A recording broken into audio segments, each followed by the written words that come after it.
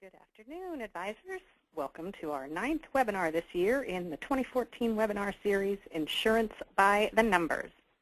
Today's presentation will last about 50 minutes. And during that time, if you have questions as we go along, feel free to just type them in on the screen and we'll do our best to answer them timely. The webinar is being recorded and will be posted to our website within about a week. Regarding the popular CFP CEs, if you're logged into the webinar today for more than 50 minutes using the email address you register with, we'll report your attendance to the CFP board, and that process can take up to about a month.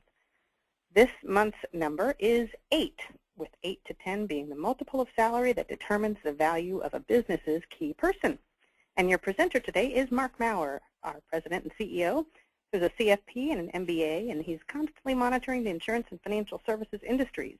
He's a member of the National Association of Insurance and Financial Advisors and a frequent speaker for NAPFA, ACP, Garrett Planning Network, and other organizations seeking insurance-related education. And now to introduce someone who knows all about insurance and how it can protect a business and who walks the walk as a business owner himself, please welcome Mark.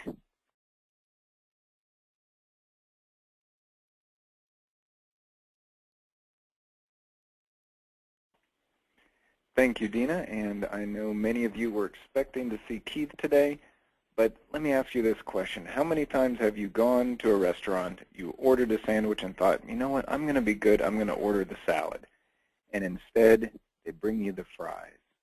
Well, today think of this webinar as that lunch order. You were good, you decided to tune in, listen about insurance for an hour, but you know what? You got the fries, so consider me your extra fries today. So I hope everybody's doing well, and let's jump right into our topic today about business insurance.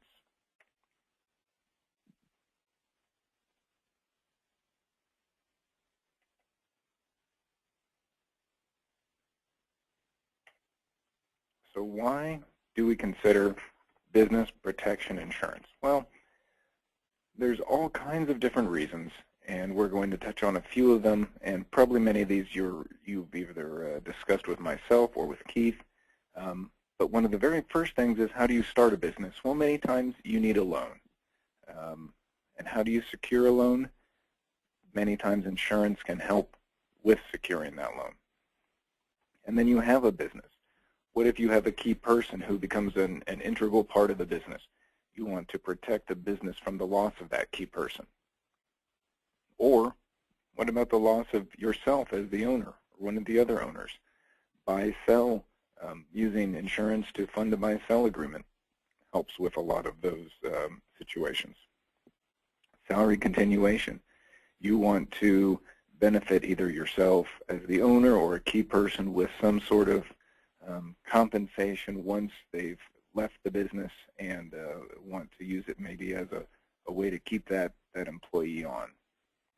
A bonus plan, we're going to talk about what this is a little bit. Split dollar. This is another way that you can reward or find ways to have a business pay for life insurance, generally for the owner, and then have the business be able to recoup some, if not all, of its costs. And then, of course, because it's not only about life insurance, we're going to touch on disability insurance uses for, or business uses for disability insurance. And also some really neat benefits about having long-term care insurance paid for a business, or paid through a business. So let's talk. We're going to jump to the very first part. We're starting a business. So we need to secure a loan to get this business off the ground. Usually, when you need a loan, you have a startup. That's somebody who maybe doesn't have a lot of experience, or maybe some experience but no assets. And you need to basically get that loan to start up this business.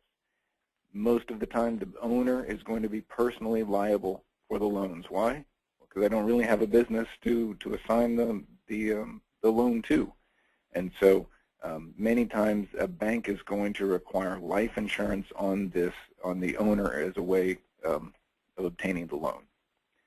And if you have done this yourself, or you have clients who have gotten that loan as a small startup, many times the banks are going to, hey, we're going to offer life insurance too. Here's a loan agreement, and in order to get the loan, then you need to purchase this additional insurance that we're more than happy to sell you.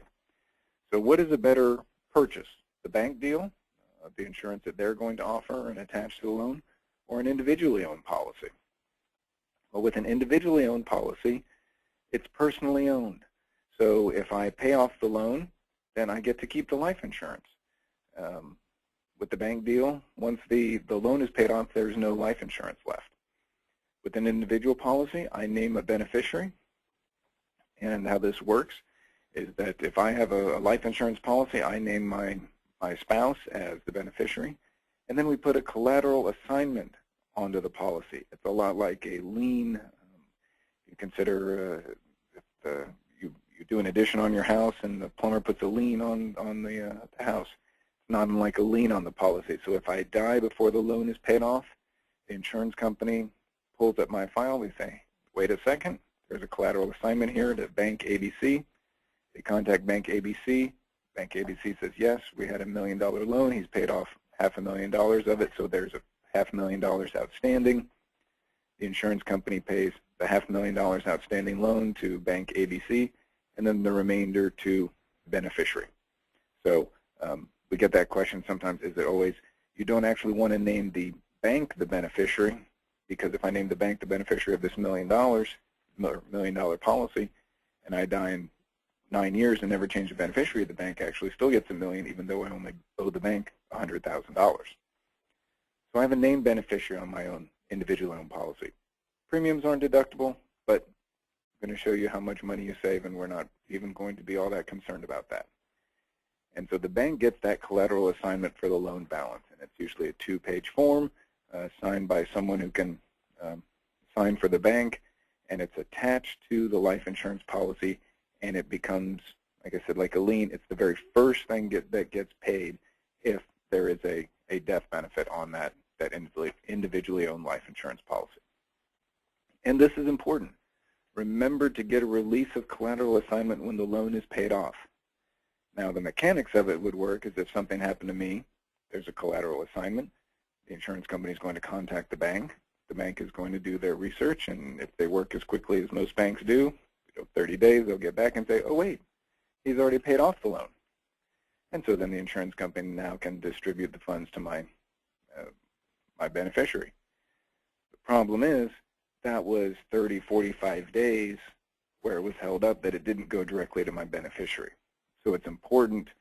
The bank isn't going to get the money if the loan's been paid off, but getting the release of collateral assignment makes it so that we don't have to go through that process of the insurance company contacting the bank and finding out all of those other things, so that it's removed, so that if something did happen to me, my spouse, my beneficiaries can get the life insurance right away. So I've probably convinced you that it's a better deal to get the individual policy, but many times, the proof is in the pudding. What sort of check do I have to write? Well, the bank is going to generally have a simplified issue. Many times there's not even any underwriting. You're a person, male, female, age, this is the amount of the loan, and for a $100,000 loan with a 20-year decreasing term, there's going to be a $558 annual premium. Now, it's a $558 annual premium, and even though the $100,000 is reducing as the loan reduces, that $558 is actually not reducing. This is a simplified issue. Maybe didn't even ask any health questions. If I'm a smoker or non-smoker, if I'm in an iron lung. But that $558 is going to stay level, even though the $100,000 is decreasing. And a $50,000 policy for a 20-year decreasing term, $309 a year. And so for the same client, a $100,000 20-year level term in fairly good health, not the best, $226. So you can have a lower annual premium than the $50,000 for $100,000, and it's a full $100,000 for all 20 years, rather than eventually being $1,000 or $2,000 in a few years. So assuming the client's in fairly good shape, sort of a win-win. If someone has really significant health issues, the simplified issue may be what's available. So Andy's 55 and he has wants to take out a $50,000 loan. The bank offer is for the $50,000 of decreasing term. Their offer is a $309 annual premium. An individually owned policy for a male age 45, and I believe this is a preferred, not super preferred, $100,000 level, 10-year term, $160. Again, lower premium, more coverage, not decreasing. If somebody's in good health, it's just the way to go with the individual coverage rather than taking the bank offer where there's really no underwriting. So now we've got the loan. We're starting our business. And as part of that, we're starting a business and we've added some employees. And so we have start to look at hiring a key person.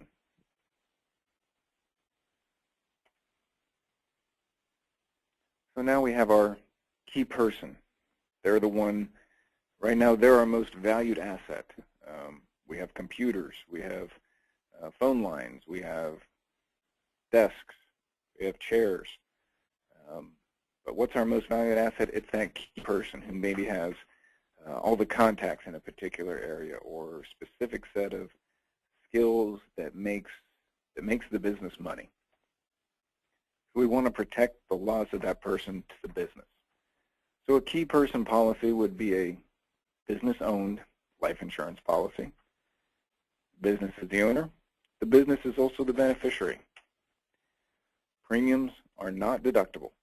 It's not really an expense in other as compared to other types of insurance, but it protects me as the business owner in the worst case scenario that my number one person, salesperson, engineer, whatever it might be, something happens to him or her, then I have money there, form of a check to either promote somebody else, hire somebody, train, outsource, whatever I might need to do now that I've lost that key person.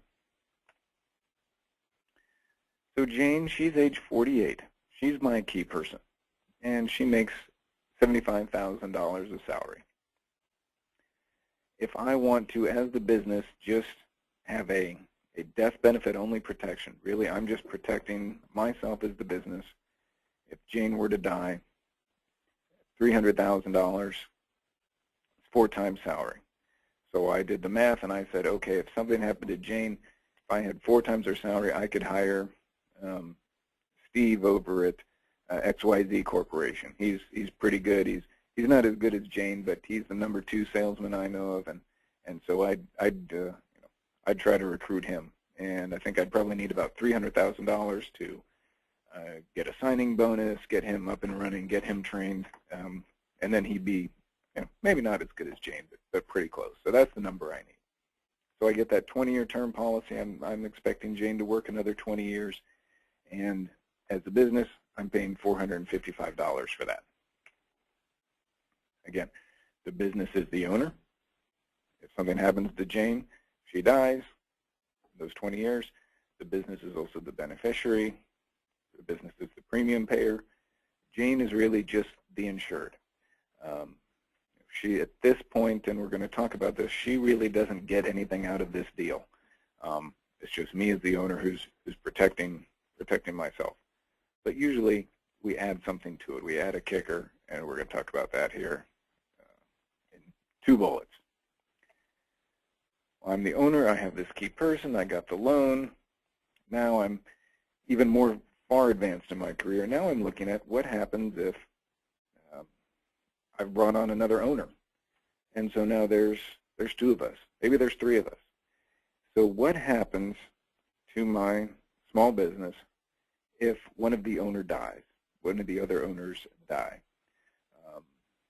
I don't have, let's say the business is worth $3 million and there's 3 owners. I don't have $1 million just sitting around that I can use to, or $500,000 that I can use to buy out the deceased owner's shares.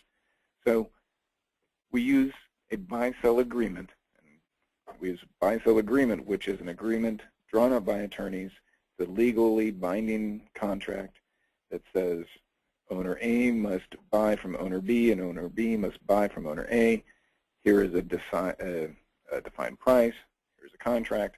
So that's the buy-sell agreement is what makes all this happen. The life insurance in this case is just the funding mechanism that allows the buy-sell agreement to be fulfilled.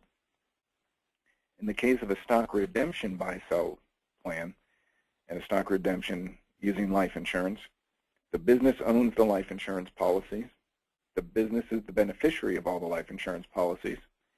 And when one owner dies, the business buys and redeems the shares of the deceased owner. And like with the key person life insurance, the premiums are not deductible. The death benefit is income tax-free to the business. And the heirs or the estate of the deceased owner, they get a step up in cost basis of the shares that they're redeeming from the business. So how does this work? Some little people and a little diagram. So we have our two business owners.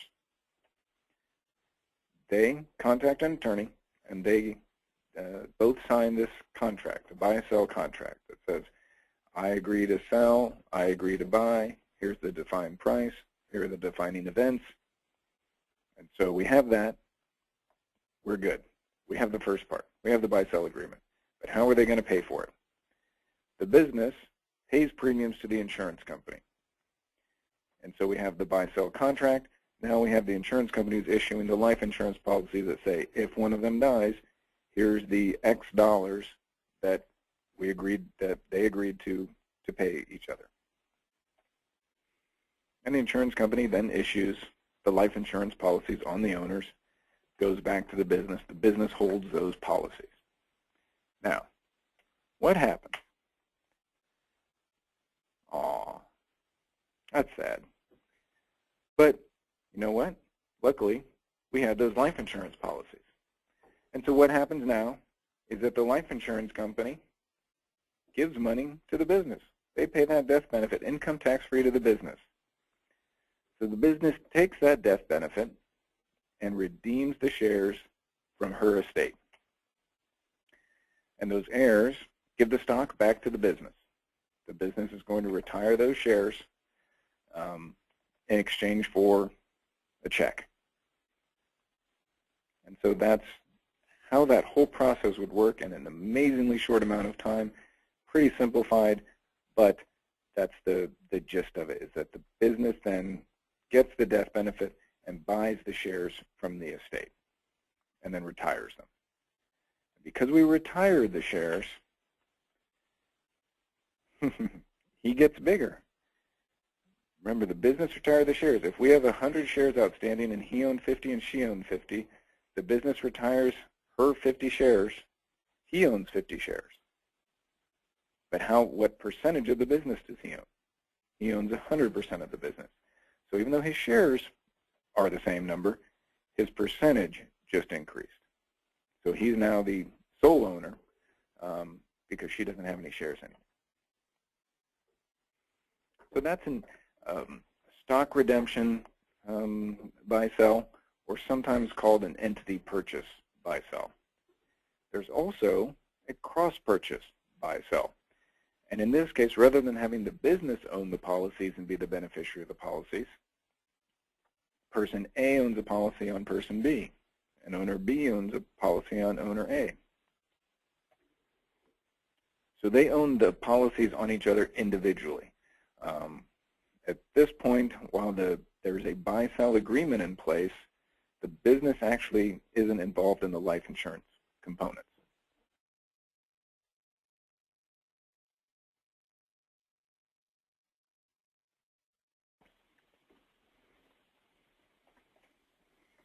So if we go back to what this looks like.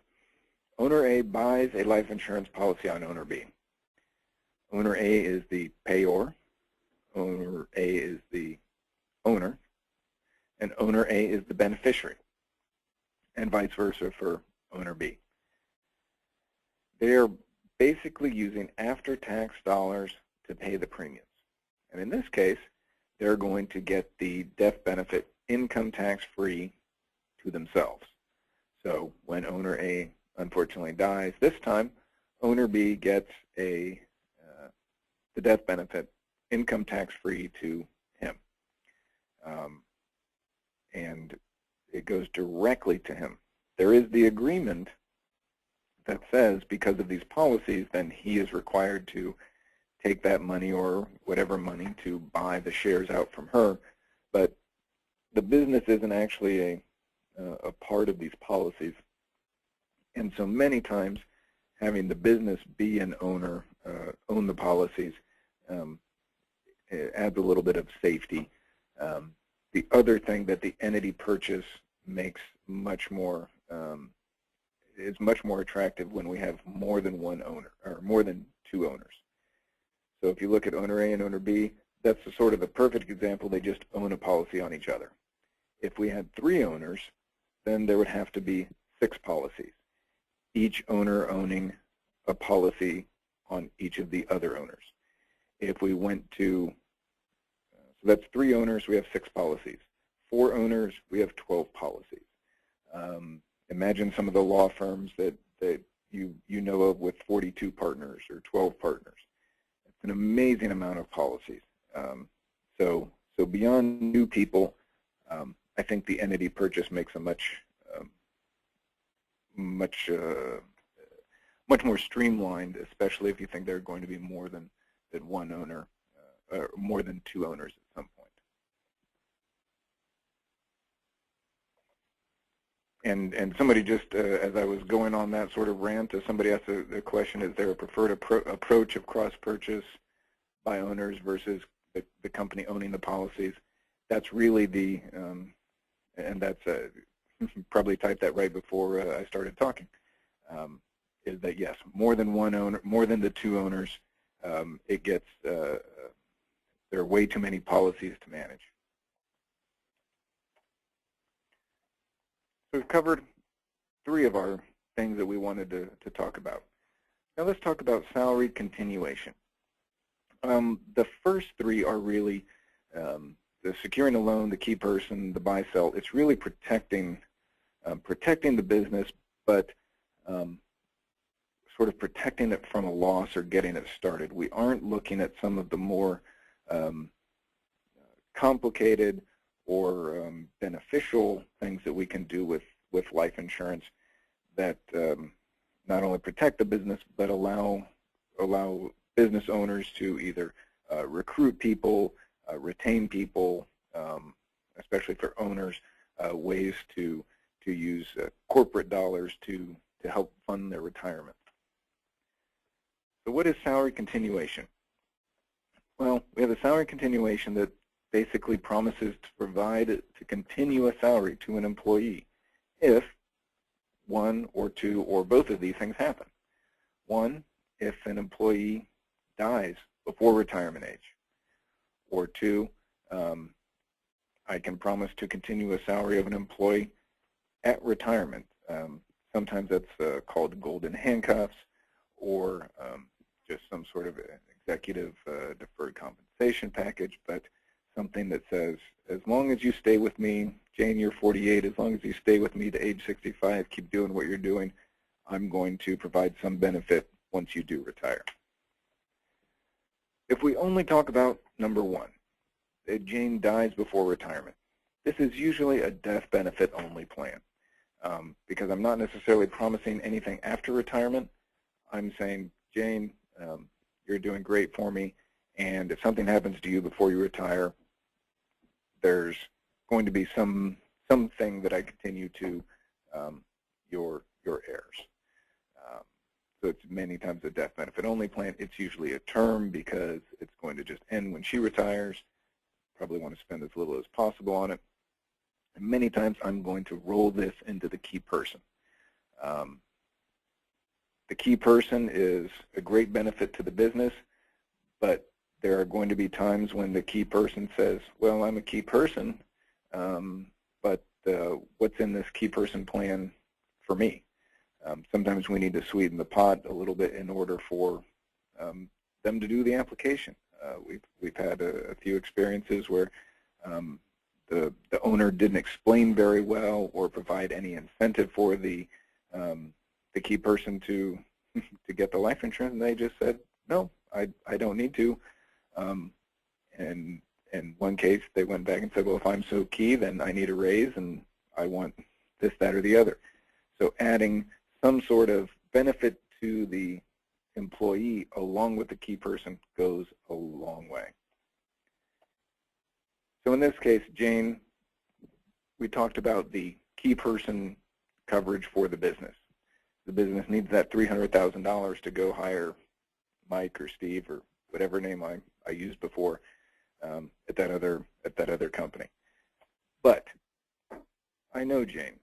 She's my best person, and you know what? She's going to say, well, that's great for you. What's in it for me?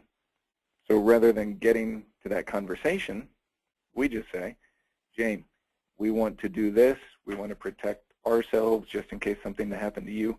And as part of that, we want to also be able to provide Tim, if you died in the next, while you're working for us, we're going to provide Tim 10 years of your salary. We need this life insurance for us in case something happens, but we're going to help take care of your family too. So instead of just the key person, the $300,000 a 20-year term, we go to the key person plus salary continuation. So we get a $675,000 20-year term policy. It's a $915 premium instead of the $455.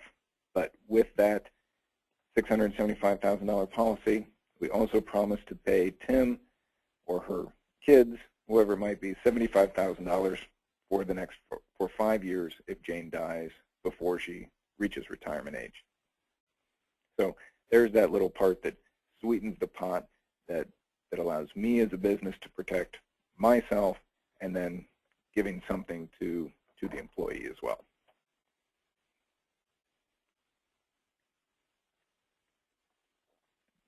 Again, the business is the owner, the payer, the beneficiary. If something does happen to Jane, I as the business, I get the death benefit, and then I pay a deductible $75,000 to Tim for 5 years. Jane is the insured. Tim is Jane's beneficiary if something were to happen. Now remember, the business is the beneficiary of the life insurance policy. There's an side agreement between Jane and I that says if she dies, I then as the business will pay Tim 5 years of income, and that is taxable. And so the question just came through, is a salary continuation that is paid to the family taxable? Yes. As a business, I am paying it to Jane or Tim or whoever. It's income coming from the business, so it would be taxable to, same as the salary I'm paying Jane is taxable, the $75,000 I'm paying to Tim is taxable as income too.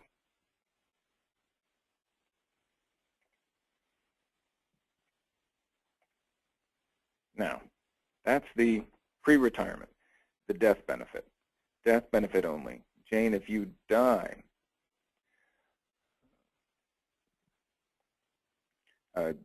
there's a question that came through. We're going to cover that in just a second, so if you hold on, I think we'll get there. At retirement with the salary continuation, so we had the first part where we said, okay, if Jane dies before retirement, this is what we're going to have. But there's nothing in there for retirement. So we have sort of a death benefit only plan. What if she doesn't die before then? And we want to really, really reward Jane. The business can promise to pay $75,000 for 5 years at retirement as well. Now, we don't have the death benefit from the life insurance policy because she didn't die. She's 65, she's retired, she gets a gold watch, she gets a party, and she gets $75,000 for 5 years. That's pretty cool. In this case, we would probably fund the first part, which is still a death benefit program, with a low load, so no surrender charges, high immediate cash value, universal life policy. So I'm building up a cash value for the first, let's see, however many years that is, 17 years. So I have a death benefit in the form of the permanent life insurance. In case she does die, then I can pay out Tim and fund my buy-sell. Or she gets to age 65, and then I'm going to use the cash values that I built up in that life insurance policy to pay her the $75,000 for 5 years. The cash values in that policy accrue on a tax-deferred basis. The money I take out of that life insurance policy is income tax-free. Cash values in that life insurance policy do not count against retained earnings. In this case, any of the payments that I make to Jane are tax deductible to me as a business because they're considered ordinary income to her. So let's look at this numerically. If we have Jane who's age 48, she's a preferred female non-smoker, and I want to pay her $75,000 when she reaches age 65. In this scenario, I'm going to pay $16,000 into a universal life insurance policy for the next 17 years. Now, if we only had a death benefit only planned to retirement, it was going to cost a couple $100 a year. But there was nothing there I wasn't building any account to pay her at retirement. And she's my number one person.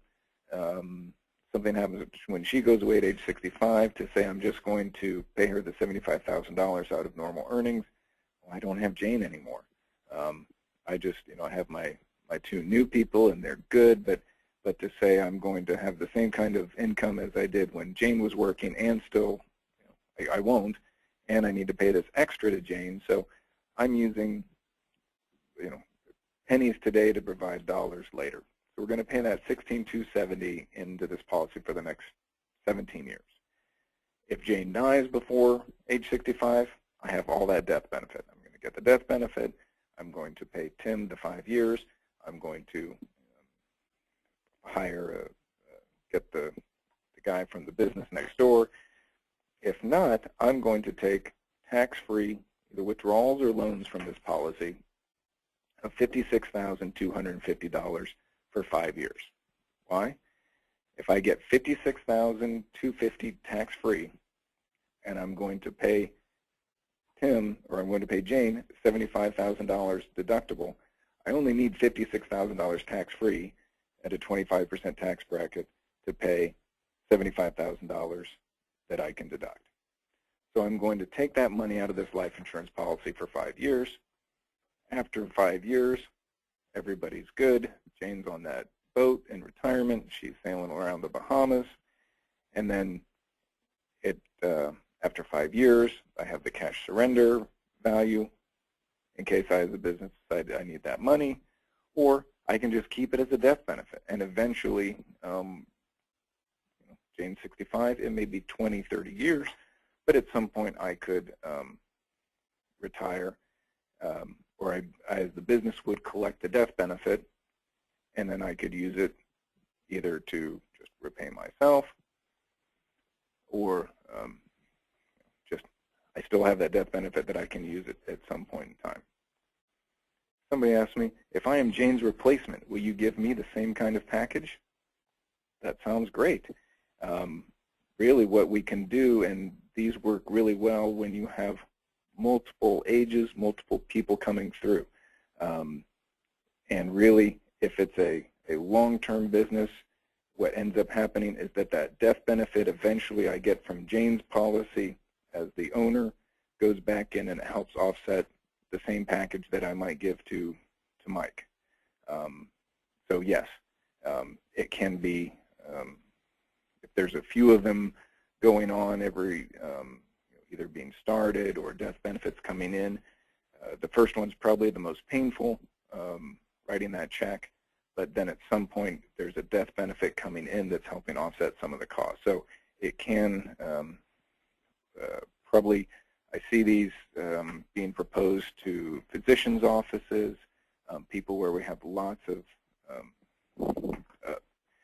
people who at different ages, different amounts, and so the fact that you can have multiple ones working in conjunction can work very well with this sort of plan.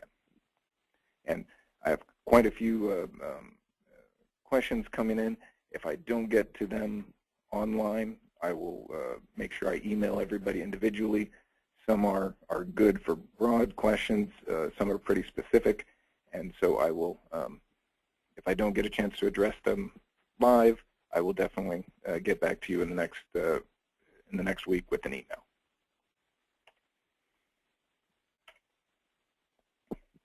Now, the bonus plan, the 162 bonus plan.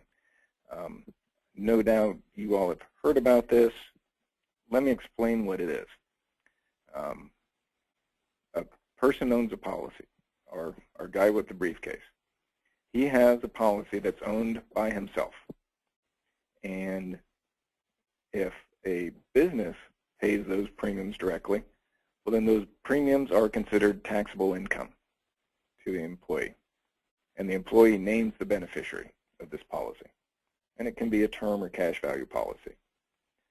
And when the business pays the premiums, it's deductible to the business.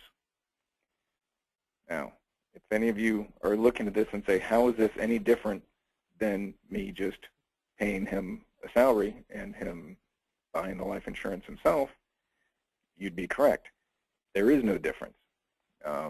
It's a particular section of the IRS code that says companies can pay the premiums directly to the insurance company instead of directly to him, but for all practical purposes, it's exactly the same.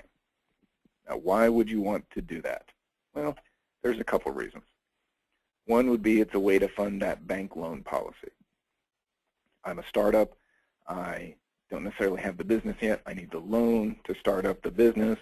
So I have that personal policy, and all things are going along there. Way to fund a cross-purchase or buy-sell. Again, remember our two individuals are only have the cross-purchase. The business can pay the premiums, and then I'm paying taxes on the premiums rather than, again, it works out the same, except let's say we have two people. We have an older, unhealthy person who owns 50% of a business and a younger, healthy person who owns the other 50%. If I'm paying the premiums, I'm the young, healthy person, and I'm paying $5,000 a year for the other owner's policy, and she's paying $600 a year for my policy, I'm going to say that's kind of a bum deal. If the business then pays those premiums,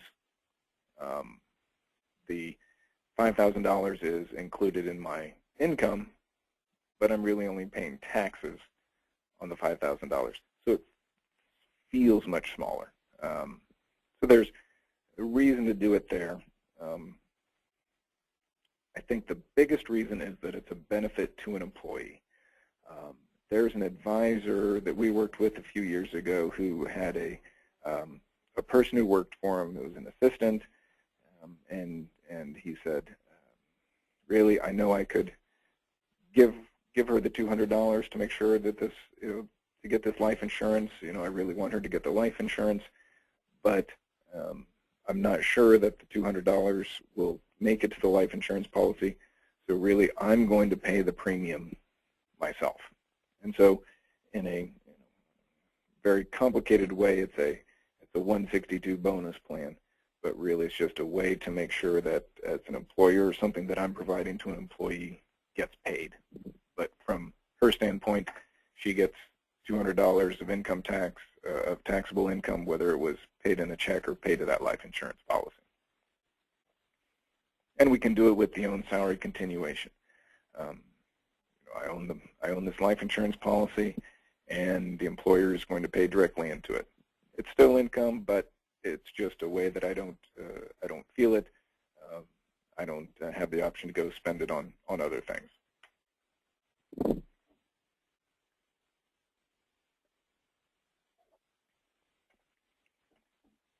Okay, and the last thing we're going to talk about is split dollar. And this is probably the one place where if anyone has amazingly complex questions, then I'm going to have Keith give you a call back. Split dollar, over the past decade, 15 years, the IRS has come down and created lots of additional rules and restrictions on split dollar, and so the many of the uses that the companies had in the past have the IRS have said those are no longer valid ways to do it. Some of the things, Enron, one of the problems with Enron was some split dollar plans, and so there's a lot more restrictions, so it's not as exciting as it used to be. But what is an endorsement split dollar? It's probably still, these are still around, still valid, and can definitely be beneficial to many of your small businesses. An endorsement split dollar, the company still owns the policy, and the company pays the premiums. And then what happens is the business endorses part of the death benefit. And there are different designs of this, but essentially the employee gets to name the beneficiary on some part of the life insurance. And then the employee pays tax on the economic benefit of that amount of life insurance. Now, it doesn't necessarily have anything to do with the premiums that the employer is paying or what's being built up in the policy. The IRS has a table that says if you do this for a person of X age and Y insurance, then they need to pay economic benefit, pay tax on this economic benefit calculation. So it's close to something like what the cost for a one-year term would be on that amount of life insurance. So I, as the employee, I'm not paying anything except taxes on the calculated premium on some part of the life insurance. So, hey, it works out pretty good for me. My beneficiary then gets that amount of death benefit that I'm paying taxes for, income tax-free. So that's why you pay the tax on the economic benefit, so that then you can name the beneficiary, and then that part goes income tax-free. And then depending on how it's set up, the business can recover their costs at the employee's death, and it can be, many times the language is something like the business gets to recover the sum of premiums paid or current cash values, whichever is greater. So the business, if I die at any point in time, even at age 85, 90, whenever it is, the business recovers their costs. Or if I surrender the policy, at some point I'm about to retire, the business can say, okay, I want my money out of the policy, and so I'm going to take a withdrawal or a loan to accomplish that, and then I'm going to bonus the employee the life insurance policy with all the remaining cash values. So, a number of different things you can do with these. We're planning on doing a webinar next year devoted to split dollar. So what I'm trying to do in one or two slides, we're really going to try to spend a whole hour on to talk about the intricacies, not only just because it may make sense for some of your clients, but many of your clients already have these.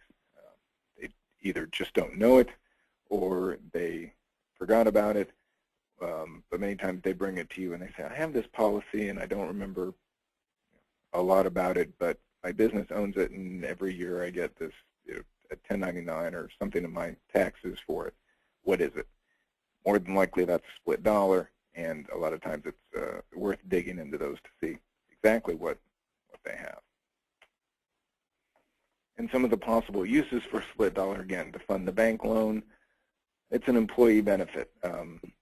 The employee, all they're doing is paying taxes. They're basically using the company's money to buy the life insurance, and all I'm doing is paying tax on that premium. Again, we can use it to fund a cross purchase. These can have that benefit of being a bonus at retirement. I, as a company, can recover my costs and then give the remaining cash values to the employee when they retire.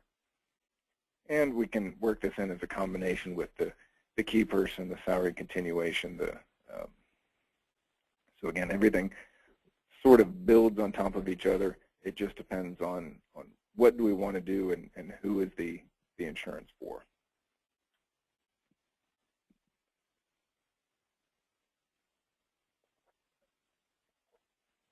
Now, the big circle is for life insurance, but there's also disability insurance. Number of different uses. The first one is the buyout or buy-sell. The buy-sell agreement, many times in disability, it's called a disability buyout. When we have the buy-sell, our first thing is, well, if somebody dies, then we need money there to buy out the other person's shares. I think we all think of death first because it's so catastrophic, it's so definite, it's so final. All of a sudden there's nobody there, so I need to buy an heir's shares out. But many times the buy-sells are going to talk about death or disability of an owner. Disability of an owner, you still have the person. I mean, they're still the owner. There's still the loss of their time at the business. So in many senses to the business, it's exactly the same as if they died. They can't function in the business, and so I need to buy out their shares. A disability buyout policy provides me the funding in order to do that, and it can be structured over, generally it's a short period of time, a 1 to 2 year period of time, to buy out the disabled owner's shares. So most of the time there's a life insurance policy to cover the buyout at death, and the disability policy to cover the buyout if one of the owners becomes disabled. So that's if one of the owners, that's buy-sell. How do I buy out the other owner? But how do I keep a business running? What if I'm the only owner or one of 2 owners? If something happens to me and I have a staff, a lot of times I think of a dentist's office in this case. There's one dentist, but he has 4 hygienists, 2 office clerks, 2 people who file insurance, a receptionist. If the dentist can't see patients, there is a very short period of time where maybe 30 days where the accounts receivable are going to come in and I can still pay all my other people. But at some point, if I can't see a dentist, you know what? I'm not going to go to that dental office. You can only keep that together for so long. So business overhead expense covers all of those expenses. It covers rent. It covers the employee salaries. Many of those things that you need to keep doors open for a short period of time while maybe I, as a dentist, can bring in somebody I know to run my practice for a little while. Or I keep a practice afloat so somebody can come in and buy it. A dental practice without the hygienist, without the receptionist, without any of that is really just an empty building.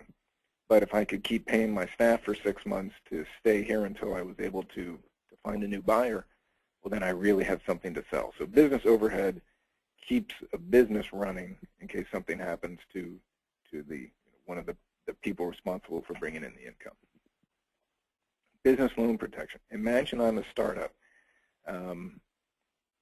or I have 1 or 2 years under my belt, or maybe I have 5 or 6 years, maybe 10 years. I'm 10 years in, I've got a great thing going, and you know what? I need to build a much bigger building. I need to get a warehouse. Business loan protection, the bank says, you know what, all this looks good, but you're asking for $1 million or $1.5 million. I need some kind of protection, and you know what, your business is great, but that's your biggest asset, and so I don't have much I want to attach to. Well, you need the life insurance in case you die, and you say, I already got that. We're going to get that individual policy. But what if you can add a disability policy? And the bank says, okay, so if you die, I get paid, and if you become disabled and can't work, I get paid. You know what? You look pretty good to me. So that person is probably going to get that loan at a better rate or faster than somebody who doesn't have any of that. So that business loan protection rider on it's a disability policy that can protect a loan and pay a loan provider directly. It's a great option if someone is concerned or hesitant about getting a loan for that person. And key person. We have key person life insurance. That person dies. Same thing. If that key person becomes disabled, they're still not working. To the owner, it's not as sad, but that person's not at work. I need to find somebody else to do this. Life insurance provides that dollar amount if they're dead. The key person provides it if they're disabled. And if you have any further questions or more complicated questions, please feel free to call Kathy Kopak here in our office. And what about long-term care insurance? Well, long-term care insurance doesn't really protect the business, but there are some pretty neat tax advantages when the business pays the premiums. And for all the different types, there are IRS limits, there are AGI limits sometimes and sometimes not. So for more detailed questions about particular clients, you're going to call Jill McNeil. But I wanted to touch on C Corps. C Corps for long-term care are the win-win-win situation. With a C Corp, a business can pay 100% of the premiums. The business gets to deduct 100% of the premiums. The business can pick and choose who they pay the premiums for. The employee doesn't recognize that premium as income. They don't pay taxes on any of the premiums. Any benefits received by the employee or spouse are 100% income tax free. So there's no, with a C Corp, it's like somebody at the IRS just got tired. They said on all these other ones, I'm going to make up some funny rules. Got to the end and said C Corps, whatever, I'm tired, I want to go home. So just everybody gets whatever they want. So if you have a C Corp, the ability to, the long-term, paying the long-term care premiums is a win for the employees and a win for the employer. And if you have any questions about those specifics, please feel free to call Jill McNeil or email jillmcneil@llis.com. And to the question, are there any top-heavy rules on the long-term care? No. You can discriminate as much as you want. It feels like a bad word, but in the sense of you get to pick and choose who you offer the long-term care policies to, there aren't any top-heavy rules. So there's again, it's a really, really nice, like I said, somebody at the IRS just said, I don't want to get into the details. We could do whatever we want. So thank you, everybody, for tuning in today. And I hope that was helpful, enlightening. And did you know if you didn't get enough of me just right now, you can come to Charlotte next week at the Napa Fall Conference, and I will be presenting again next week. Just me, if you only don't want Mark just once a month, you can have once a week. So that's next week. And then we are doing an XYPN member webinar at the end of the month. Jerry Skampiak and Joe McNeil will be at the ACP conference at the beginning of next month, and we're going to be doing a Garrett member webinar middle of next month. Registration is open for the Low-Load Insurance Services Insurance Academy, giving your clients wise advice. Who should go? Anyone in February who wants to come see some warmer weather from probably where you are. But we are really excited about it. We have new speakers, new agenda, new location. So we're really excited about this coming up year's academy. And we are continuing to work on our new LLIS website. Many of you have probably noticed the new logo design and the new PowerPoint templates, and so it's really exciting stuff. So some of the top 10 things that make LLIS different are our first one that we talk about are free monthly webinars. And this year the theme is insurance by the numbers. Next month Jerry is going to talk about hybrids, and that'll be in November. And so just a few left in the year. I can't believe 2014 is already running down. But we have 2 more fun ones, and so I hope everybody gets to tune into those. And for those of you who haven't worked with us before, What makes LLIS different? Well, we're not your competition. We don't manage money. We do insurance. I think we do it really well. But that's what we do. And our only clients are fee-only advisors.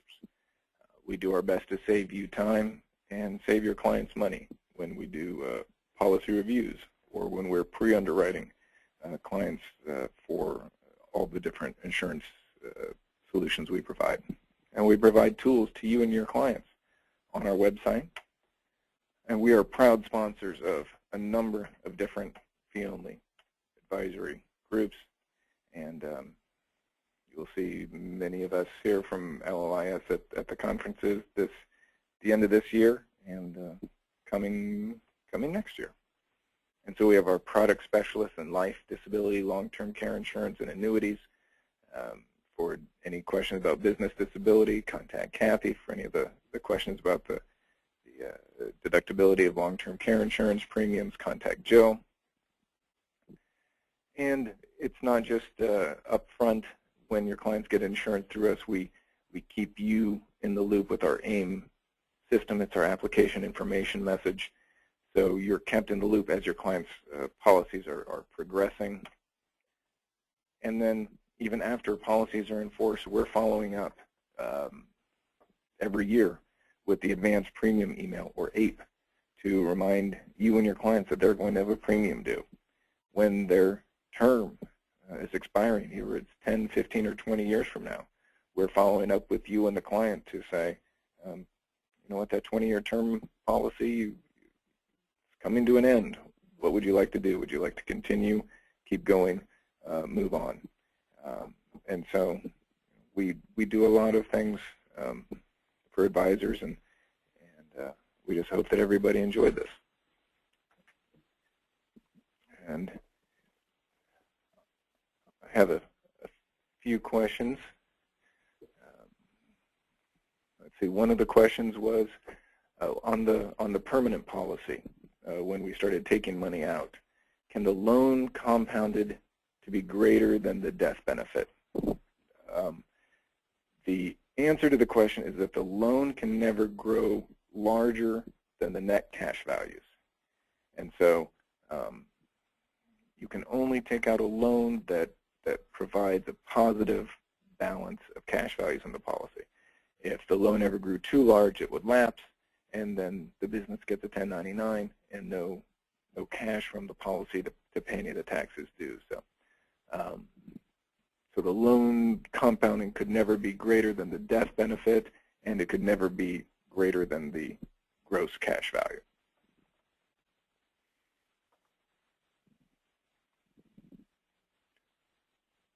All right, and there are a few other questions, and I realize that it's already 5 o'clock. And so thank you, everybody, for tuning in. I will get back with the few people who emailed sending questions earlier, and I will be back with you in the next couple of days. So thank you again to everybody for tuning in. Have a great day, and I will see some of you next week. Bye.